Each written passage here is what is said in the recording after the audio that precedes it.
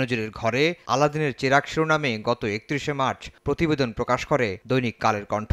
২ দিন পর বনের জমিতে বেনজিরের রিসোর্ট শিরোনামে আরেকটি খবর প্রকাশ করে পত্রিকাটি। সাবেক আইজিপিকে নিয়ে এমন খবরে আলোচনা সমালোচনা হলেও নিশ্চুপ দুর্নীতি দমন কমিশন দুদক।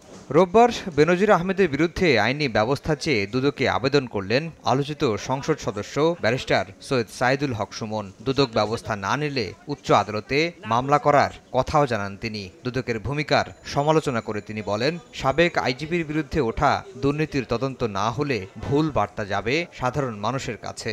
দুদক আল্লাহ মাহফুজ জানে নিজে স্টার্ট তো নিতেই পারে না, ধাক্কায় ধাক্কায় স্টার্ট হয় না। বড় জিনিস দেখলেই দুদক চুপসে যায়। যারা অসৎ হবেন তারা তো বেনজির সাহেবকে ধরে নেবেন যে উনি হচ্ছেন কি আমাদের আদর্শ, তাহলে এরাও ৮০০, ৯০০, ১০০০ করে বিঘা কিনা লাগবে। দুদক আইনজীবী বলছেন, সুমনের আবেদন ও সাবেক আইজিপির বিরুদ্ধে ওঠা অভিযোগ যাচাই করেই সিদ্ধান্ত নেবে কমিশন।